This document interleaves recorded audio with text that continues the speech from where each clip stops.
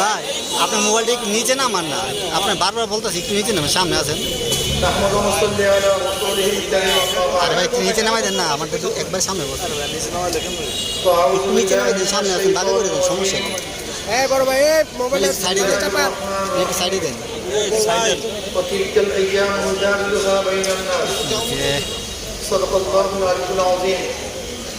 সবাই দুরূদ আল্লাহুম্মা সাল্লি আলা সাইয়্যিদিনা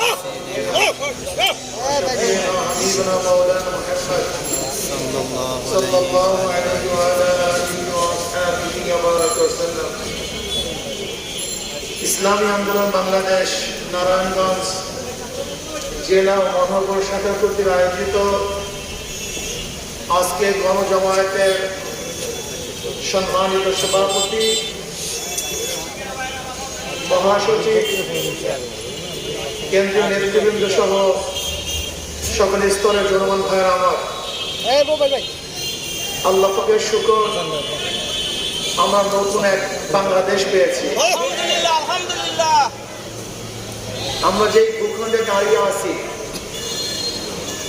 এই ভূখণ্ড কয়েকবার স্বাধীন হয়েছে।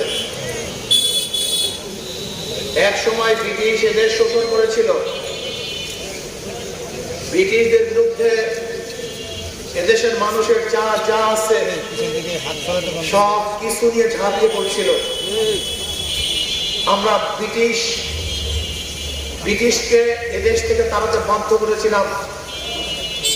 আমরা স্বাধীনতা পেয়েছিলাম, ভেবেছিলাম আমরা স্বাধীন পাবো, আমরা মুক্তি পাবো, শান্তি পাবো, কিন্তু না, আবার বৈষম্য শুরু হয়ে গেছে।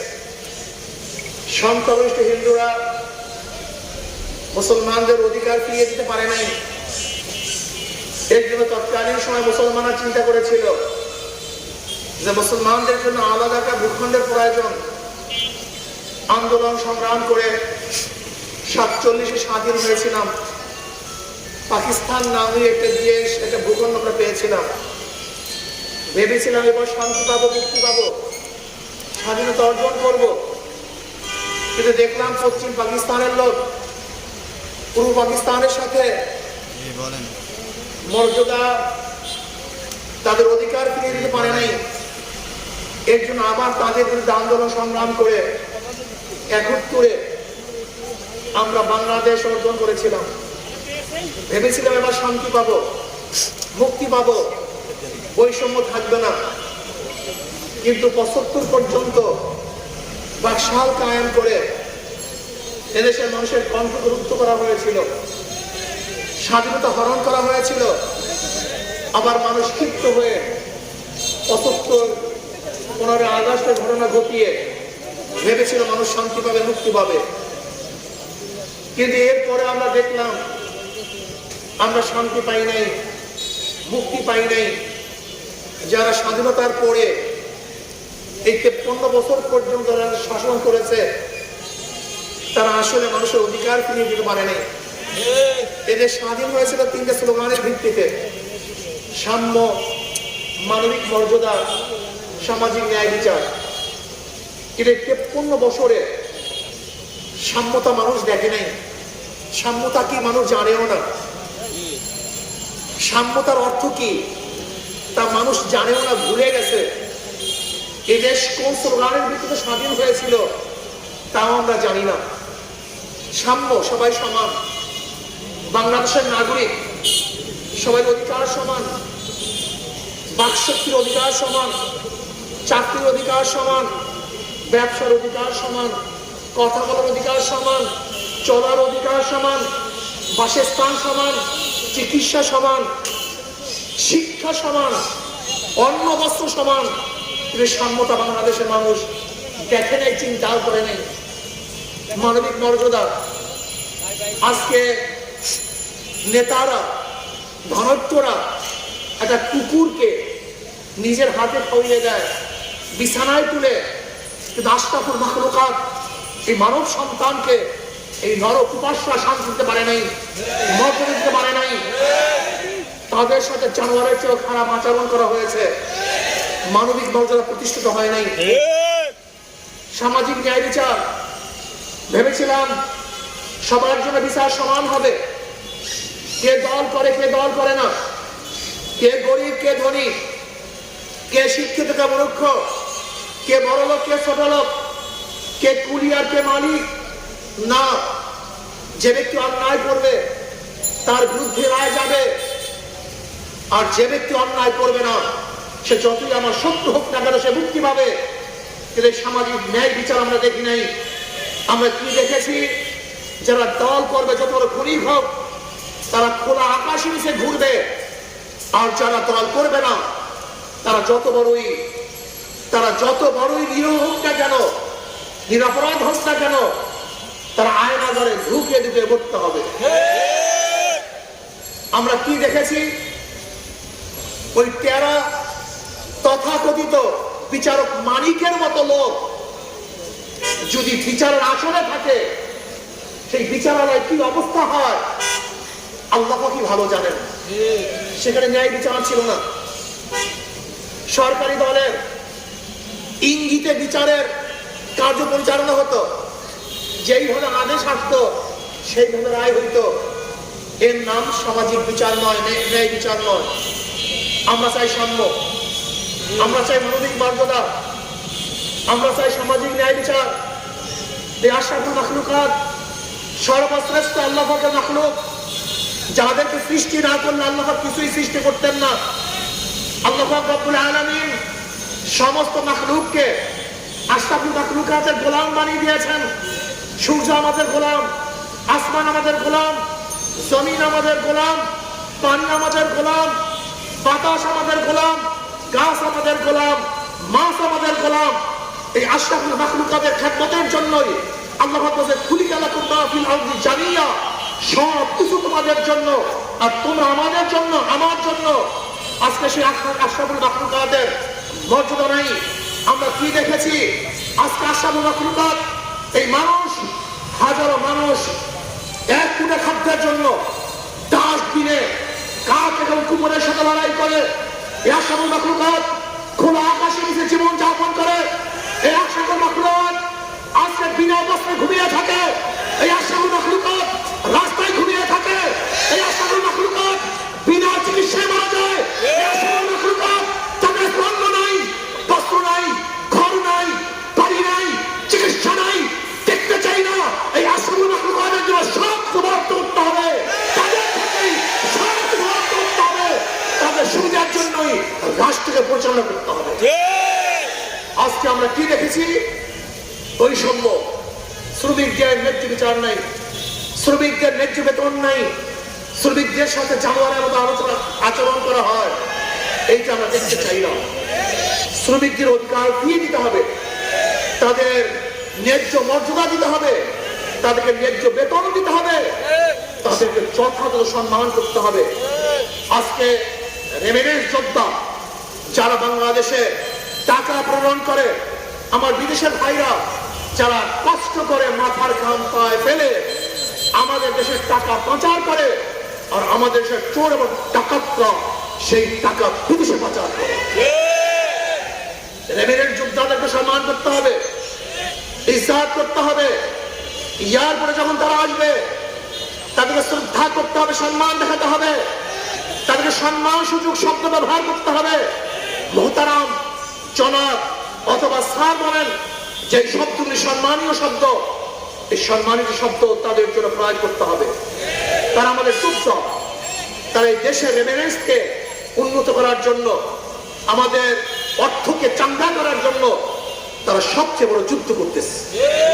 কাজে তাদের জন্য আমাদের মহাব্বত, ভালোবাসা সব কিছু জায়গা করতে হবে। তারা আমাদের দেশকে বাঁচাবার জন্য হাজারো চেষ্টা করতেছেন। আজকে মহিলাদের সমান অধিকার নয়, ন্যায্য অধিকার প্রদান করতে হবে। আমার মা বোনদেরকে ন্যায্য অধিকার প্রদান করতে হবে।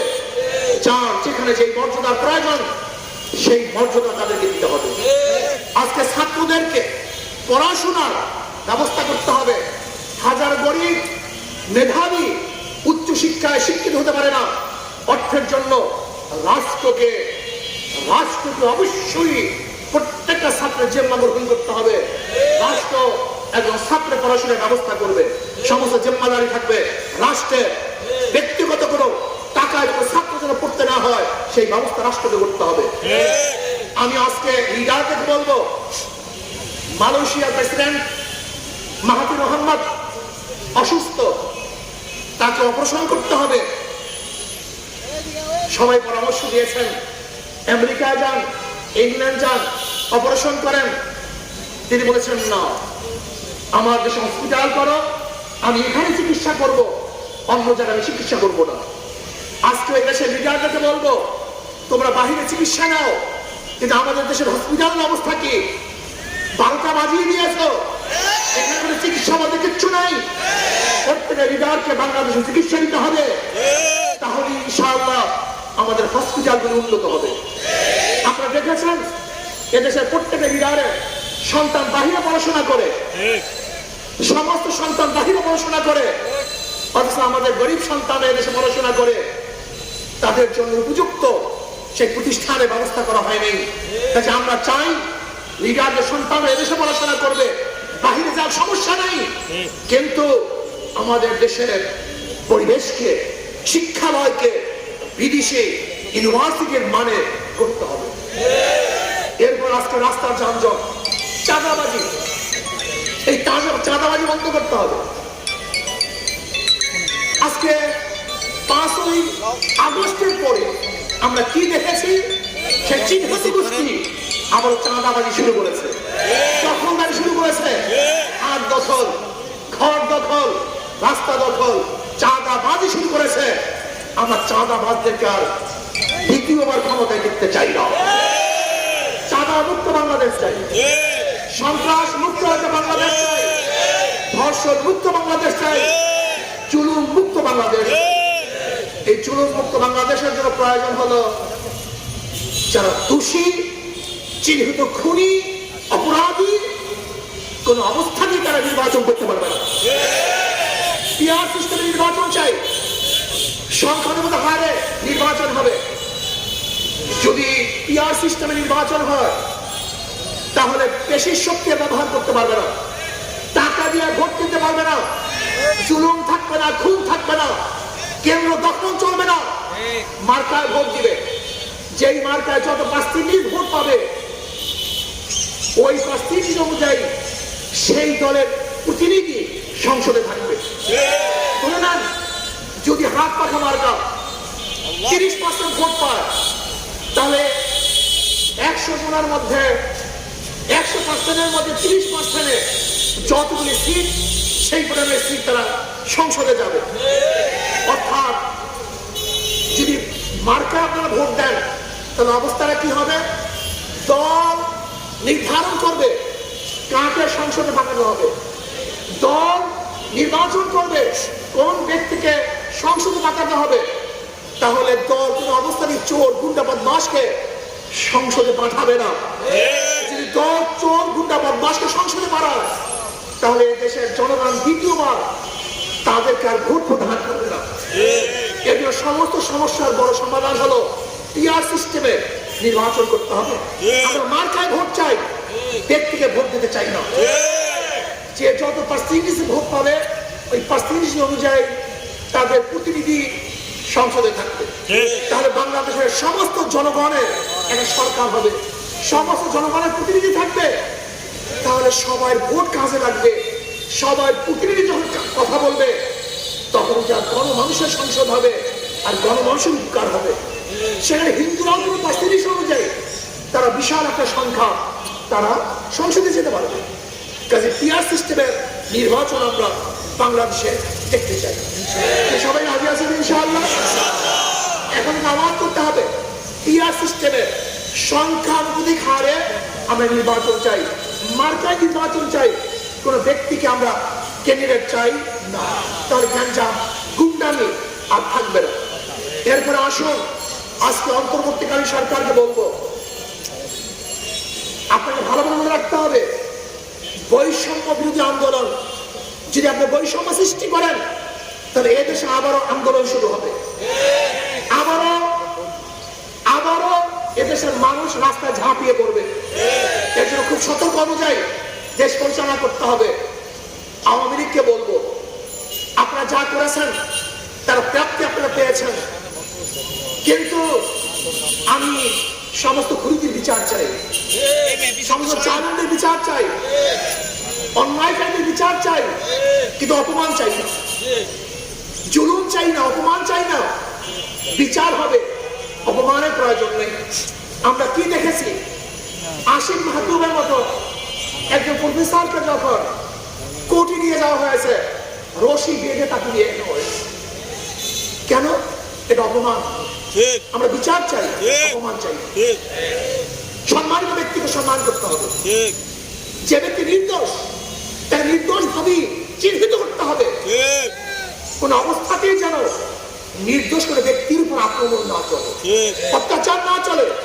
যদি আমরা সবাই গড়ে সবাইকে অত্যাচার করি, আক্রমণ করি, তাহলে আগের সরকারের মধ্যে আমাদের মধ্যে পার্থক্য হবে। আমরা বিচার চাই, জুলুম চাই না।